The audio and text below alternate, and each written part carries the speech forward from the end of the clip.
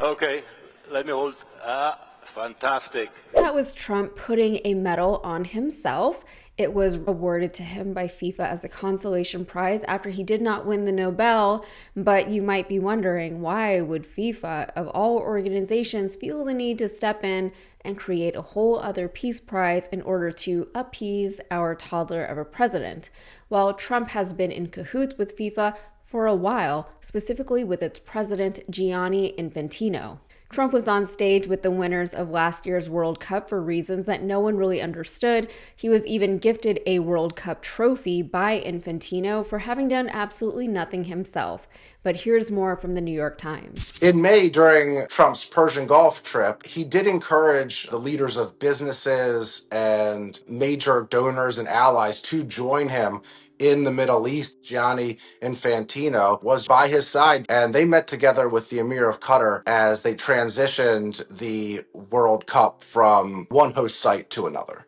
In October, President Trump was taking a major victory lap in Egypt where they were celebrating a peace deal between Israel and Hamas. Gianni Infantino was the only non-head of state at this peace summit, as unusual as that is.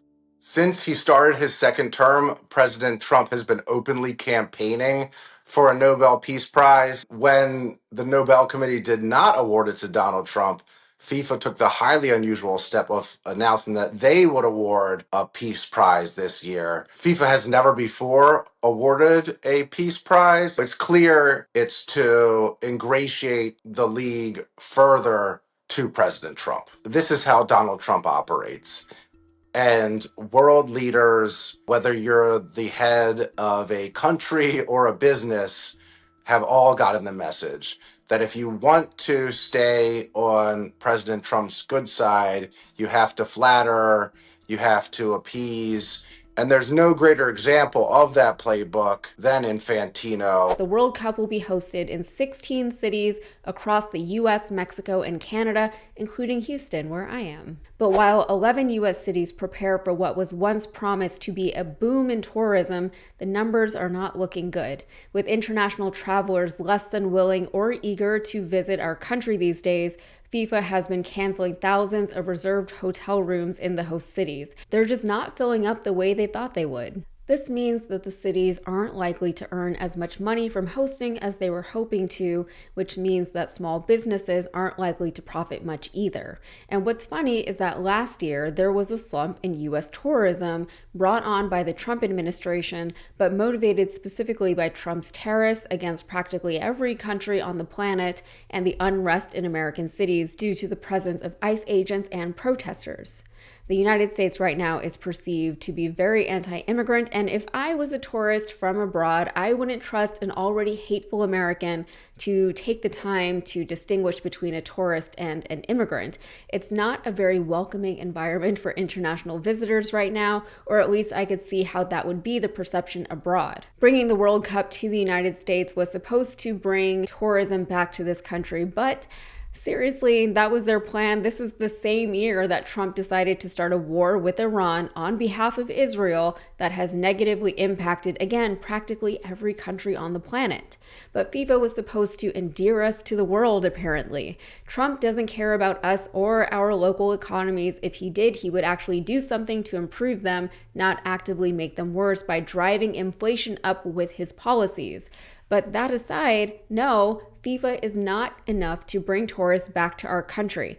And that's a bummer because FIFA had projected that hosting would bring $30.5 billion into the US economy. Now that could help make up for a few weeks of Trump's war with Iran, but alas, the projections did not project accurately.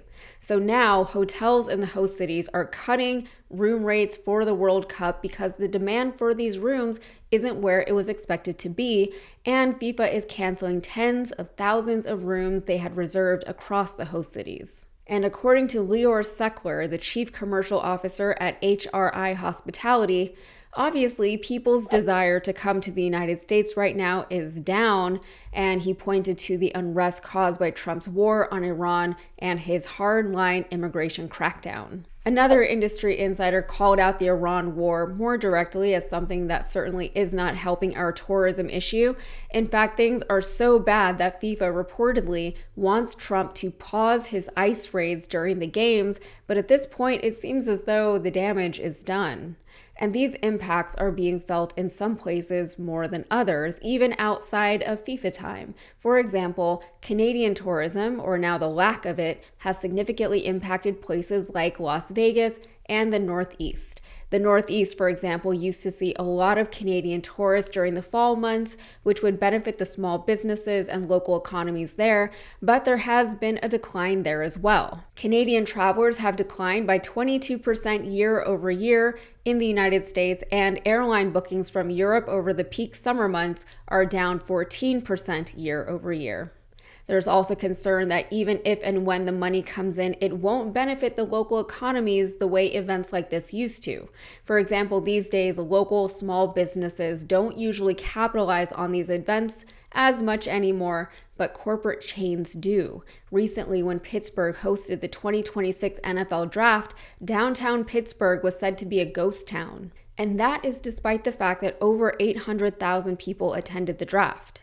And not to go off on an unrelated tangent, but I do wonder if a big part of that has to do with the fact that our cities are not walkable. I haven't spent any real amount of time in Pittsburgh, so I can't say personally, but for anyone coming to Houston or Dallas for these FIFA games, like, why are you coming here? You can't get anywhere here without a car. There are no trains. We have a very limited light rail. The bus system will take you forever to get anywhere. You can't reasonably walk anywhere, and even if you did, it's so hot and there's no shade, and everything is scattered and sprawled, and there are always acres of dark, hot pavement between you and where you want to go. The only way for tourists to get around here is to rent a car and then worry about where you're going to park it, or you can call an Uber. Traffic already is horrific in these cities because of all the cars on the roads, and by the way, our roads are terrible. There are potholes everywhere. If you're not in a truck, don't even try to drive down Richmond. But one of the lesser talked about impacts of cars versus walking is that cars are less exploratory. Everywhere you go is a destination. You're deciding where you're going before you even get in the car. You're then plugging that spot into your GPS, and then you're going there and nowhere else. Maybe you might walk to the place next door to check it out, but really, how often are people even doing that very much? When you're walking, you're far more likely to just dip into a shop or a restaurant or bakery and check it out without knowing anything about it. These places aren't necessarily like viral destinations with robust TikToks or anything like that, but they're probably still worth visiting. A lot of that becomes lost when you depend on cars. Also, less pedestrian traffic means ghost towns. All right, that's it for me. If you got anything out of this, please like the video and subscribe to the channel for more. Thanks.